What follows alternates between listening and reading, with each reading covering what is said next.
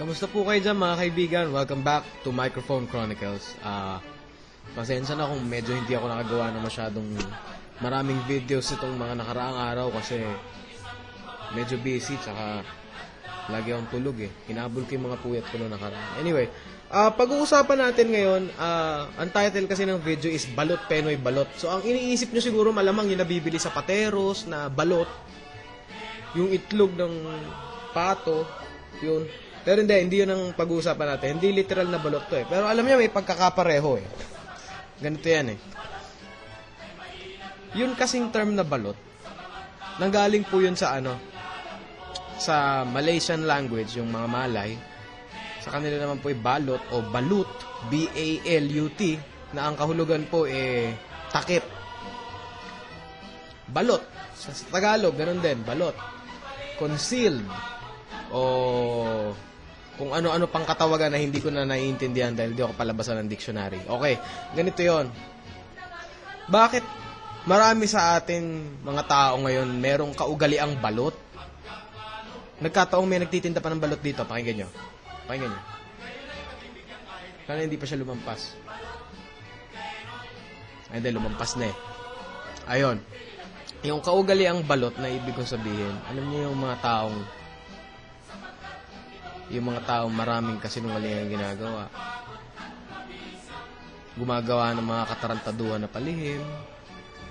Yung tipong pag nandiyan kaharap mo, ang bait-bait sa'yo. Uy, alam mo ba? Alam mo ba, ikaw ay bilib ako sa iyong tao. Kasi ikaw, ganito ka ganyan. Tapos pag hindi ka na nakaharap, ay puta, huwag kayong maniniwala dyan. Ano yan? Walang kwenta yan. Wala kayong mapapala dyan. Ano yan? Diba? Alam niyo, ganung sistema, bulok eh. Pasensya na pero bulok eh. Ha? Minsan, kaming mga hindi naman ganyan ang ugali, parang nadadamay kami sa laban na yan eh. Hindi kami sanay sa ganyan, pero minsan parang kami napepuwersa eh. Alam niyo bakit? Kalat na kalat yung ganyang ugali sa eskwelahan, sa trabaho, sa barkadahan. Oh, nangyayari yan eh. Yung ugaling balot penoy balot na yan. Diba? Kaya minsan nakakainis na eh. Anong sinasabi ko sa inyo? Pareho yung katangian ng taong plastic at saka ng balot. Unang-una sa lahat, bakit? Yung balot at saka yung taong plastic, hindi mo pwedeng pakisamahan yun eh. Kumbaga sa balot, hindi mo pwedeng kainin yun eh. Delikado eh. Alam mo bakit? Nakaka-high blood eh. Nakakabuhisit eh. Naglolokohan tayo. Ano pa ba ang pagkakapareho ng balot sa tao? Ito pa, yung kaplastikan ng tao, nahahawig din sa balot yun eh. Pansinin nyo, ang balot napakaganda ng shell eh, o ng balat. Parang ang sarap hawakan, parang ang cute. Wow! Kala mo, ordinaryong itlog eh. Pero pag binuksan mo yung balot sa loob, talagang kadiri yun. Tingnan mo tsura sa loob, kadiri ang baboy. Diba? Ganon din ang plastic eh. Akala mo kung sino-sinong ang puputi eh. Ang puputi ng mga balat eh. Tapos kapag binuklat mo, kadiri din pala. Yan ang pagkakapareho nila sa balat. Ano pang pagkakapareho ng balot? Nakaka-high blood, parehas ng itsura ng balat, parehas ng itsura ng loob. Ano pa ba ang pinagkapareho? Yung balot at saka yung ugaling kaplastikan, parehas na ilalako yan eh. Paano ko nasabi? Yung pag sinabi mo kasing nalalako na di-distribute, alam niyo yung ugaling kaplastikan, kapag in-apply mo yan sa isa, pwedeng ikahawa eh. Alam mo yon? Yung pag nasanay ang tao sa mundo na ganon, na ang lahat na nakapalibot sa kanya puro plastic, parang magiging ganon na rin eh. Na i-distribute ang kaplastikan eh. From one person to another, na ikakalat yan eh. Ganon din naman ang balot na ilalako din naman Nabibili din ng pera yan. Yung kaplastikan. Sige. Meron akong mga kilala dahil nabibigyan sila ng bagay na financial o na material. Kahit hindi naman nila gusto yung tao, pinapakitaan nila ng mabuti. Kahit hindi sila sang-ayon sa tao, kunwari sang-ayon sila. Kahit ayaw nilang kasama, pinapakisamaan nila. Oh. Hindi ba nabibili rin ng pera yon? Yun ang ano eh.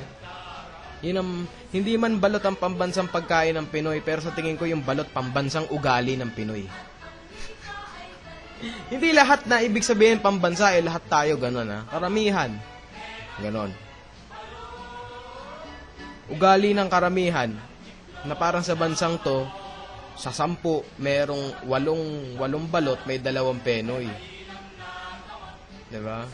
Yung 2 Penoy, hindi naman siya totally balot, pero nahahawa na siya.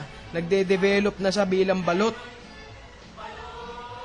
Yun ang nangyayari ngayon, kaya nagkakahawaan. Siguro nag-umpisa lang yan sa isang tao. Kung sino ang pinakaunang taong nag-distribute ng balot dito, papatayin ko. Sige, sampalin natin. Nakaka-high blood, delikado sa kalusugan, nakatago sa makinis na balat, nalalako, nabibili ng pera. Ano pa ba mga katangian ng balot na pwede natin ikumpara sa taong plastic? Alam niyo po ba yung balot ay punong-puno daw ng protina, sinasabi nila. Kaya nga daw nakakapagpalakas ng tuhod yung balot, di ba? Dahil punong-puno daw siya ng protein. O kung ano-ano mang chismis na sinasabi nila dyan. Pero ang hindi nila alam, habang binibigyan ka ng balot ng protina, hindi mo namamalayan na binibigyan ka naman niya ng problema sa blood pressure at saka sa puso. Kaya, ang lakas maka-high blood kaya ng balot.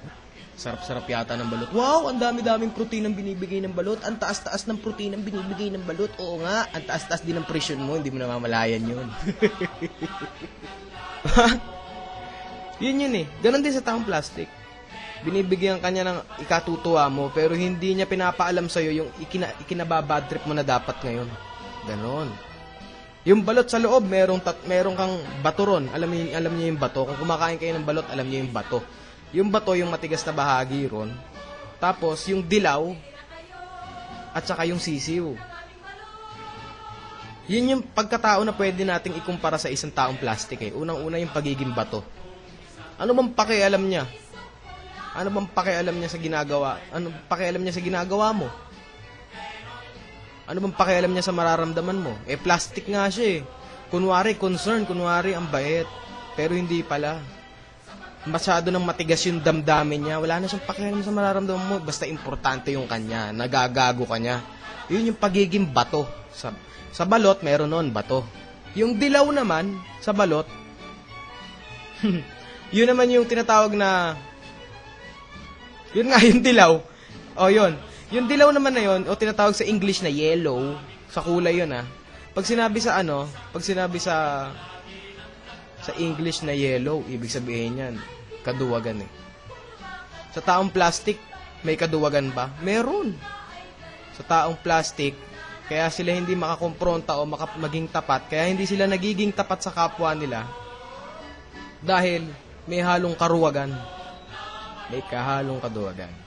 Ngayon, yung sisiw naman, yun yung makikita mo doon na minsan ang kinakain lang kasi ng tao doon, yung bato at saka yung dilaw. Pero yung sisiw, di nila kinakain yun eh.